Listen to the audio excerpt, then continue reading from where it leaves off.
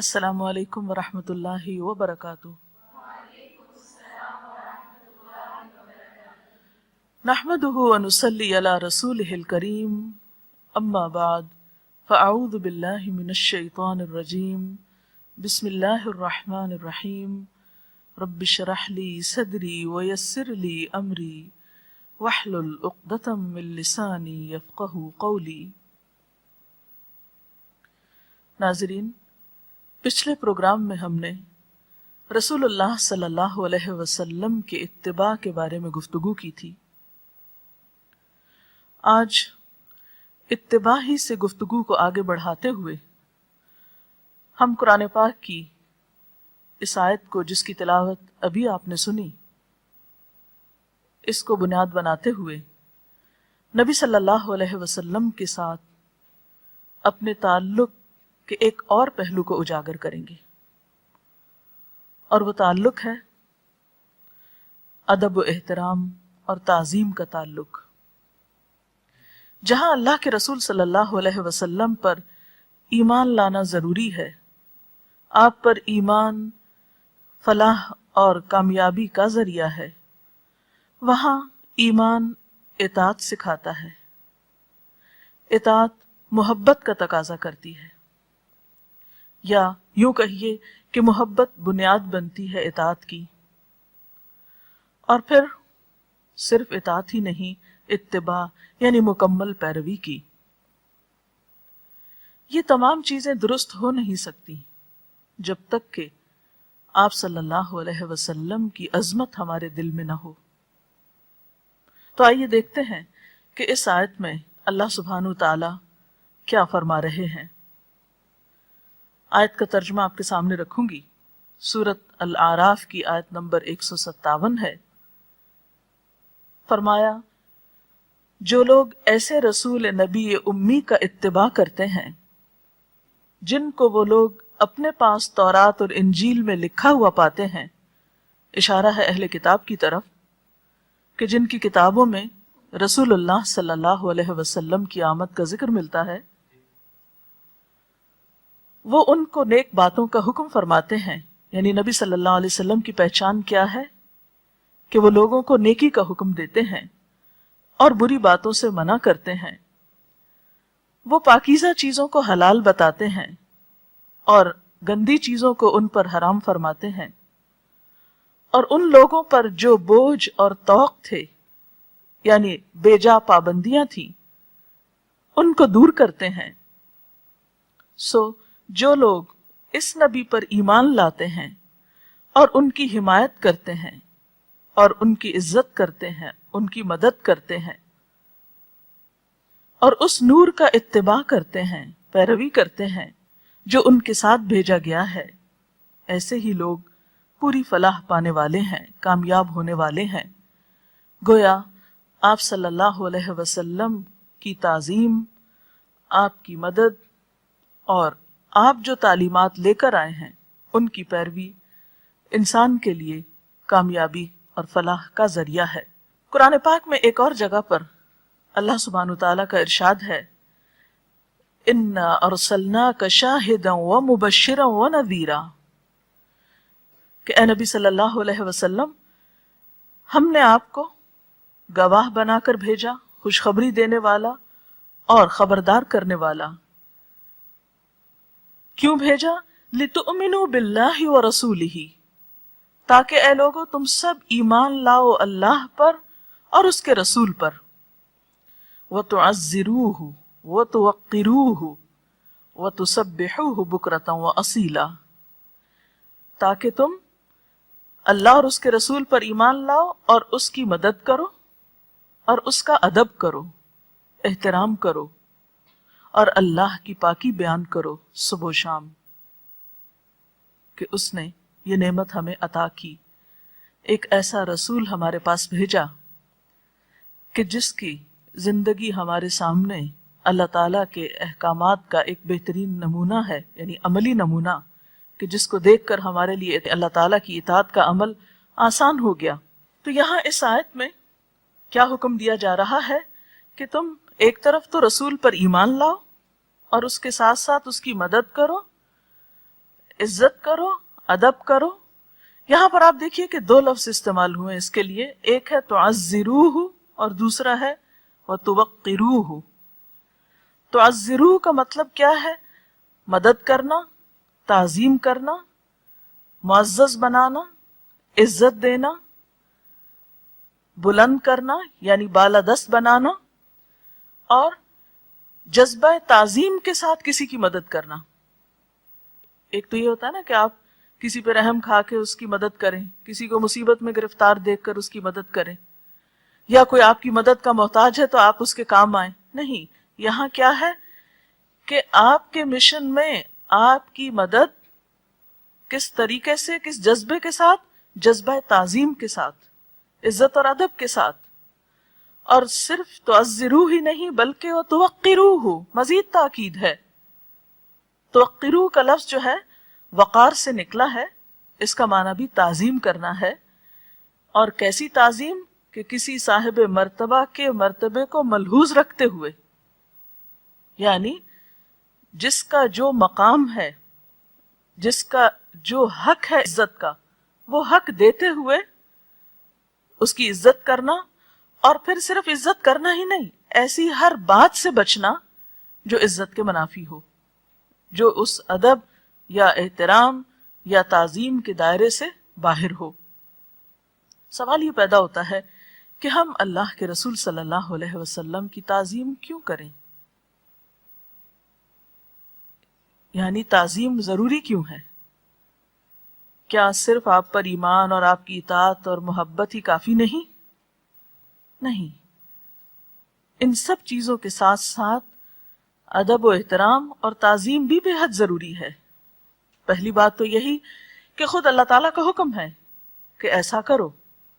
اور دوسری بات یہ کہ اگر ہم سوچیں اور سمجھیں تو آسانی سے یہ بات سمجھ میں آ سکتی ہے کہ جس ہستی کا ہم پر بہت بڑا احسان ہے،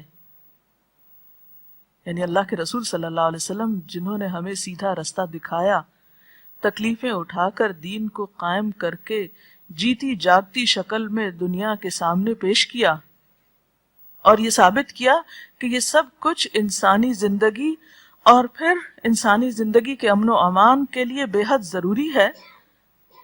یعنی دین کی شکل میں جو بھی تعلیمات اللہ تعالیٰ کی طرف سے ملی تھی ان کو عملی شکل میں ہمارے سامنے پیش کیا، اور پھر ہمیں وہ کچھ سکھایا جو ہم نہ جانتے تھے. ہمیں ان چیزوں کی تعلیم دی جو ہماری زندگی کے لیے بے حد ضروری تھی، جن میں ہمارے لیے دنیا اور آخرت کی فلاح پوشیدہ تھی. وہ باتیں جو ہم تو کیا، دنیا کا کوئی حکیم اور فلاسفر اور دنیا کا کوئی عقل مند سے عقل مند انسان ہمیں نہ سکھا سکتا تھا. وہ باتیں کہ جو ہمیں ہمارے والدین اور ہم سے محبت کرنے والے استاد اور دوسرے بزرگ ہمیں نہ سکھا سکتے تھے. کیونکہ اللہ سبحانہ وتعالیٰ نے قرآن پاک میں واضح طور پر فرمایا کہ النبی اولا بالمؤمنین من انفسہم، کہ نبی تو مومنوں سے ان کی جان سے بھی بڑھ کے ان کے قریب ہے، ان کے لیے شفیق اور مہربان ہے، رحمت للعالمین ہے. تو جس ہستی کے ہم پر اتنے زیادہ احسانات ہوں، پھر جواب میں اس کی تعظیم کیوں نہ کی جائے، اس کو بڑا کیوں نہ مانا جائے، اس کا احترام کیوں نہ کیا جائے. عام طور پر ایسا ہوتا ہے کہ دنیا میں اگر کسی سے محبت ہوتی ہے تو ضروری نہیں کہ وہاں ادب اور احترام بھی ہو. اگرچہ کہا جاتا ہے کہ ادب پہلا قرینہ ہے محبت کے قرینوں میں، لیکن اس کے باوجود بسا اوقات محبت میں اتنی فرینکنس ہوتی ہے کہ انسان دوسرے کے ادب و احترام کو بھول جاتا ہے، یا ضروری نہیں ہوتا، یا محبت کا لازمی جزو نہیں ہوتا. لیکن اللہ کے رسول صلی اللہ علیہ وسلم سے محبت میں ہم کسی حد سے آگے نہیں بڑھ سکتے. اس کے لیے لازم قرار دیا گیا کہ ہم ساتھ ہی آپ کی عزت بھی کریں، تعظیم بھی کریں اور آپ کو احترام بھی دیں. اچھا، اس کا طریقہ کیا ہوگا اور اس کے لیے مزید ہمیں تفصیل کہاں سے ملے گی؟ پھر ہم قرآن پاک ہی کی طرف رجوع کرتے ہیں. سورۃ الحجرات میں اللہ سبحانہ وتعالیٰ نے اہل ایمان کو واضح انداز میں ادب و احترام کے طریقے سکھا دیے، نبی صلی اللہ علیہ وسلم سے تعلق رکھنے کے گر بتا دیے. ارشاد باری تعالیٰ ہے سورۃ الحجرات شروع ہی یہاں سے ہوتی ہے، یا ایھا الذین آمنوا لا تقدموا بین یدی اللہ ورسولہ واتقوا اللہ ان اللہ سمیع علیم۔ اے لوگو جو ایمان لائے ہو، اللہ اور اس کے رسول صلی اللہ علیہ وسلم سے آگے نہ بڑھو، ان سے پیش قدمی نہ کرو، اور اللہ سے ڈرو، اللہ سب کچھ سننے اور جاننے والا ہے۔ تو یہاں پر ادب کا پہلا سلیقہ کیا ہے کہ اللہ اور اس کے رسول صلی اللہ علیہ وسلم سے آگے نہ بڑھا جائے۔ آگے بڑھنے کا مطلب کیا ہے؟ اس میں ایک تو یہ ہے کہ نبی صلی اللہ علیہ وسلم کے زمانے میں جب آپ موجود تھے تو آپ سے آگے بڑھ کر کوئی بات نہ کی جائے، یا آپ کی رائے سے آگے کوئی رائے نہ دی جائے، یا یہ ہے کہ فزیکلی آپ سے آگے بڑھنے کی کوشش نہ کی جائے، یا کسی بھی معاملے میں اپنے آپ کو یا اپنی رائے کو یا اپنے سوچ کو یا اپنے خیال کو آپ سے آگے نہ رکھا جائے۔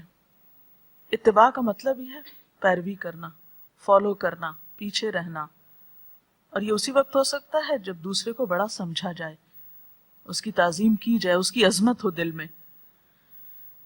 اور صرف یہ حکم آپ صلی اللہ علیہ وسلم کی زندگی کے لیے نہیں تھا، اس وقت تک ہی کے لیے محدود نہ تھا، بلکہ آج ہمارے لیے بھی قرآن جو زندہ کتاب ہے، اس کا جیتا جاگتا یہ حکم ہم سب کے لیے ہے کہ آج بھی اللہ سبحانہ وتعالیٰ کے ساتھ ساتھ جب رسول اللہ صلی اللہ علیہ وسلم کی طرف سے ہمیں کوئی حکم ملے، یا ہمارے سامنے آپ کا کوئی فیصلہ آئے، یا آپ کی کوئی سنت آئے، کوئی طریقہ آئے، آپ کی کوئی بات ہمارے سامنے آئے، تو ہم اس کو عزت و احترام کے ساتھ لینے والے ہوں، اسے عقل کے منافی نہ سمجھیں، اسے معمولی چیز نہ سمجھیں، اسے حقیر نہ سمجھیں،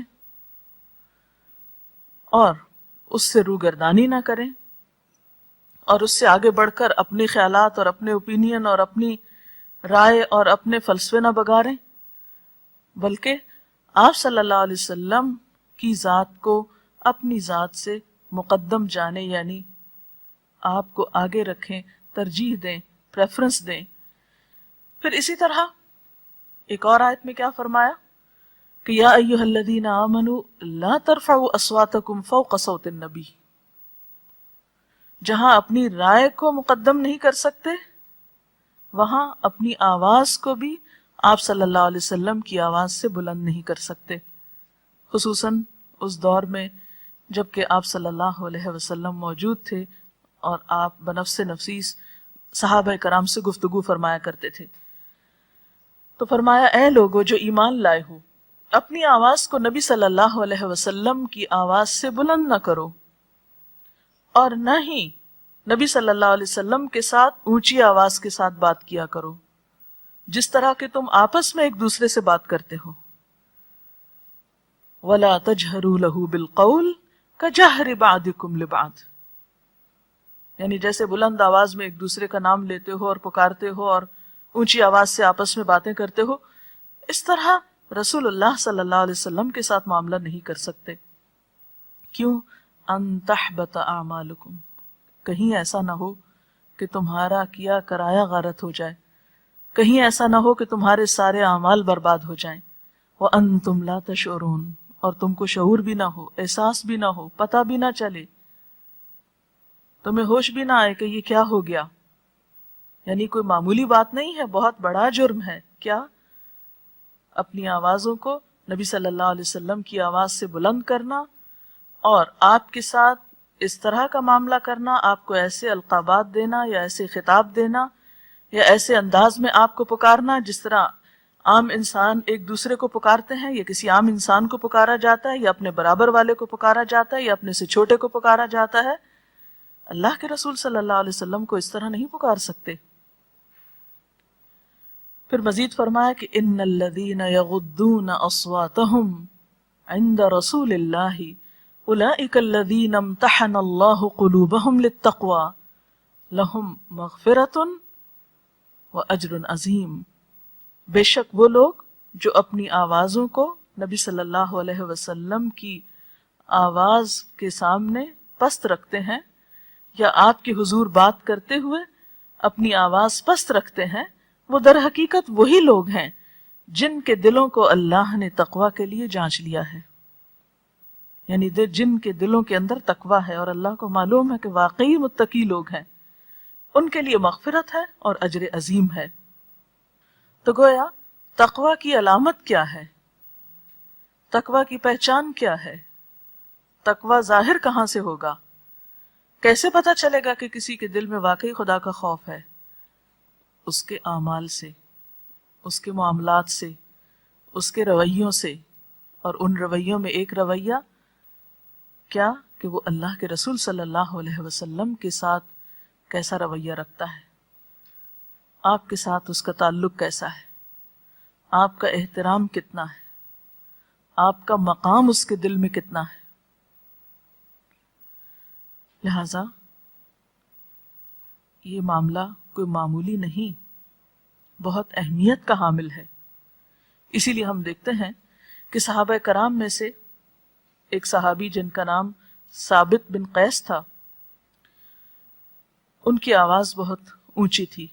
عام طور پر ایسا ہوتا ہے کہ بعض لوگ گفتگو کرتے ہوئے بہت اونچی بولتے ہیں، ان کا والیوم بھی بہت اونچا ہوتا ہے، تو ان کی آواز بھی بہت بلند تھی قدرتی طور پر۔ ایسا نہیں تھا کہ وہ جان بوجھ کر بہت چیخ چلا کے بولتے تھے، ویسے ہی جب بھی نارمل طریقے سے بولتے تو بہت اونچی آواز سے بولتے تھے۔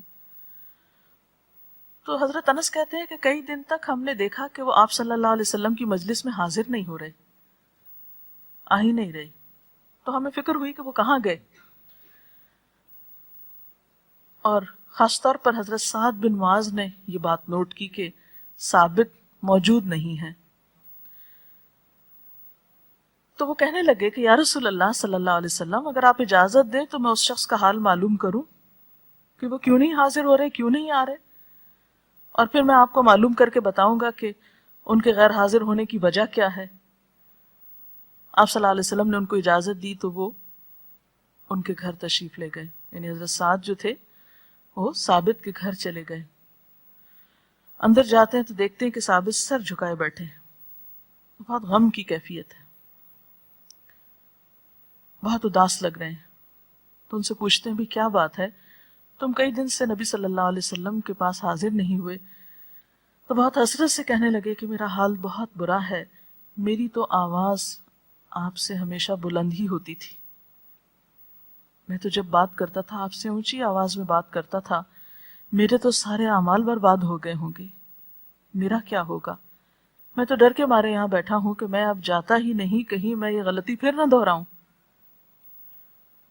تو حضرت سعد نے آ کر رسول اللہ صلی اللہ علیہ وسلم کو بتایا کہ وہ کہتے ہیں کہ میرے تو اعمال برباد ہو گئے اور میں جنت میں کیسے داخل ہوں گا۔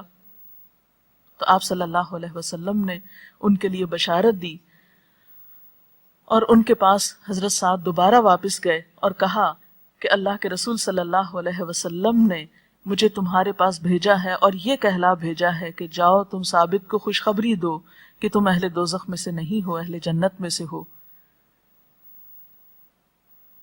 یہ خوشخبری ان کو کیوں ملی؟ اس لیے کہ ان کی بلند آوازی کسی تکبر کی وجہ سے نہ تھی، بلکہ قدرتی طور پر وہ بلند آواز تھے۔ تو اس سے یہ بات بھی پتہ چلتی ہے کہ اصل چیز دل کا تقویٰ ہے، اصل چیز صرف ظاہری فارم نہیں ہے کسی چیز کا، دیکھا یہ جائے گا کہ دل کی حالت کیا ہے، اندر کی کیفیت کیا ہے، کس احساس کے ساتھ آواز بلند کی جا رہی ہے۔